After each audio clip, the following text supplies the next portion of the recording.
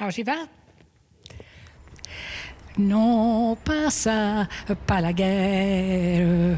Nous avons assez de misère, assez de deuils à consoler et de ruines à réparer. Elle a déjà pris mon grand frère, maman chérie qui dort là-bas, parmi tant de deuils sur la terre. La guerre, encore la guerre, ah non, pas ça. Avec ma soeur, on n'en parle pas. Et moi, j'aime autant rien dire. Parce que les jeunes, ils ne croient pas. Certains jeunes veulent bien le croire, mais il y en a d'autres qui ne veulent pas le croire. Ils disent « Oh, ben c'est pas possible, ça ne s'est pas passé comme ça. » Je ne sais pas à quel point c'est tellement compris par la jeunesse. Je m'imagine que tant mieux pour eux. Ils n'ont peut-être pas peur que la guerre revienne comme nous, on a peur. Il faut qu'ils fassent en sorte aussi de se comporter convenablement pour que ça ne revienne pas. Voilà. Il ne faut pas oublier, surtout actuellement, je trouve, il y a tellement de guerres, tellement de conflits. Il y en a tout le temps qui veulent aller habiter chez les autres, quoi. Et bon, les gens qui subissent les occupations, je les ai tout le temps pleins. Il faut s'en souvenir de tout ça, mais oui, ça réveille quand même pas mal d'émotions, quoi. C'est sûr. Pas mal d'émotions.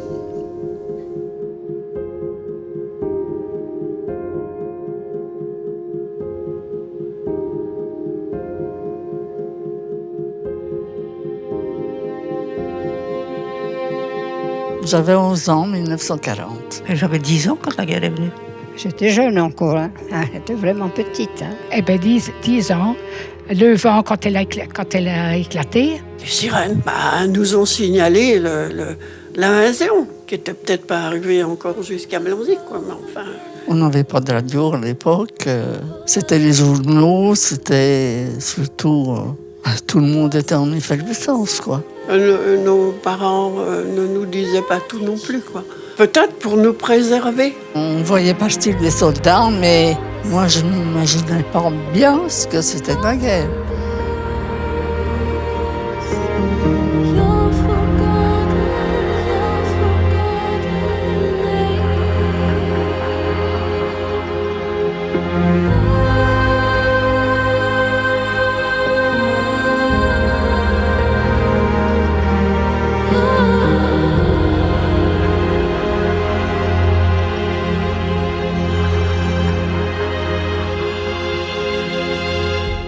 Je parle pour toutes les gens de mon âge, de mon époque.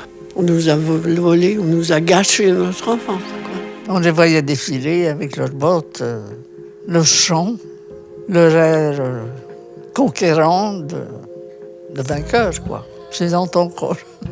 Alors nous, on était aux zones occupées, du côté du lac du Plessis, mais en allant sur Mont-Saint-Vincent, c'était zone libre. On passait par la ligne de démarcation, on passait par les champs ou les bois. On ne s'appartient plus quand on est occupé. Ce sont des occupants qui sont chez eux, et ils sont chez vous. Un jour, c'est un gradé allemand qui est arrivé en moto, et il est rentré dans la maison en moto. Ah, ça, je me rappelle, j'avais eu une peur. Tous ces jeunes qui sont partis au maquis et qui se sont fait prendre, qui se sont fait fusiller. Il y en a qui sont partis en Allemagne, qui ont été déportés, quoi. Vous avez un papa 6 par 4 ans. Vous allez vous en souvenir. Mon papa était prisonnier. Ils l'ont mis de Châlons en Allemagne. Parce qu'il n'était pas seul. Il passait des gens à la ligne de démarcation. C'était anxiogène. Pas un jour de tranquillité. Pas un seul jour. Les Allemands avaient envahi le pays, ils avaient occupé tout le pays. Moi, ce qui me reste de ça, c'est la peur.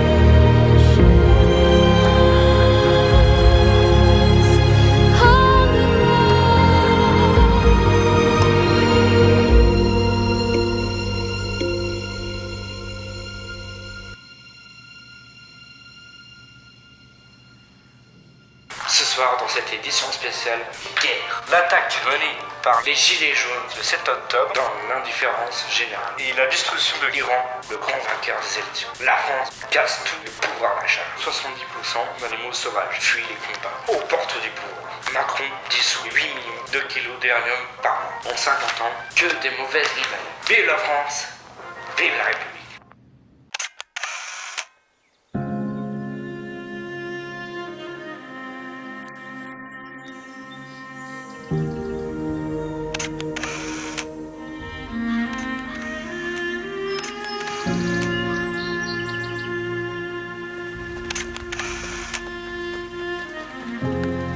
Mes parents avaient un grand potager et un verger. Ils avaient repéré qu'il y avait beaucoup d'arbres fruitiers, un petit commando de 3 ou 4 soldats qui venaient, et puis ils cueillaient tout. À ce moment-là, on était privés de tout, quoi. Tout était au gramme, avec des petits tickets. C'était pour le lait, c'était pour la viande, c'était pour le pain. Vous le décompte? Ils nous donnaient des fois 30 grammes de pain par jour. Qu'est-ce que vous voulez faire avec 30 grammes de pain? On a eu faim. On a vraiment eu faim. On n'avait rien à manger. On courait les fermes. Il fallait leur donner autre chose à la place. Qu'est-ce que vous voulez qu'on donne? On n'avait rien. Dans les villes, seulement qu'ils ont connu plus qu'ici à la campagne. Mais là, à la campagne, on n'a pas souffert, on n'a pas eu faim. J'ai pas de cholestérol à 90 ans. J'ai grandi avec des légumes cuits à l'eau dans notre potager. On n'avait rien d'autre pendant 6 ans.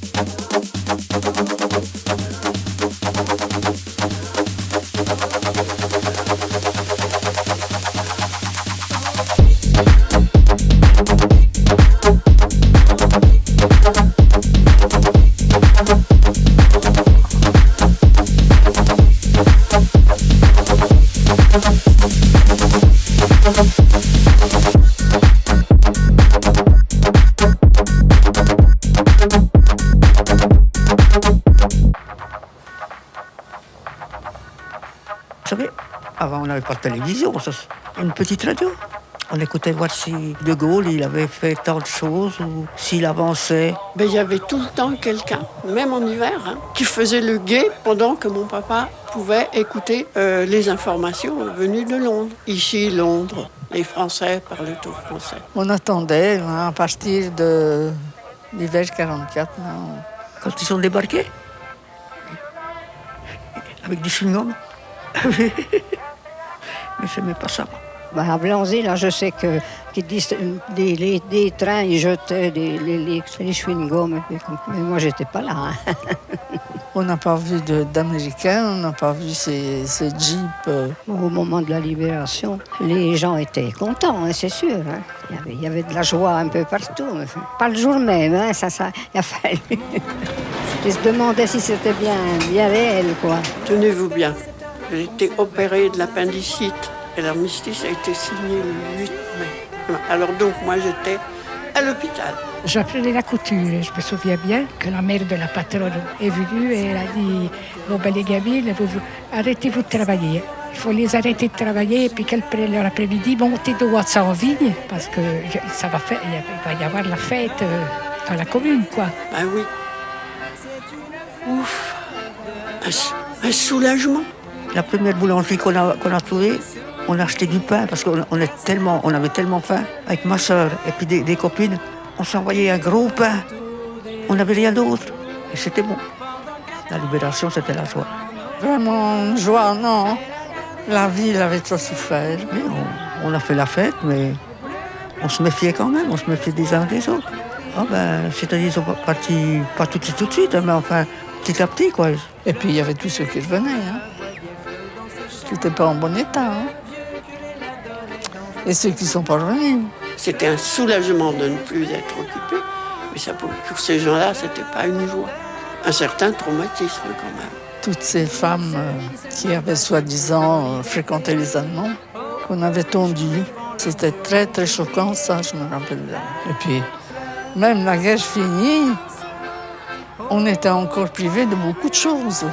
Je pense que comme toute situation, quand on ne l'a pas vécu, je ne pense pas qu'on puisse être capable de définir de dont il s'agit.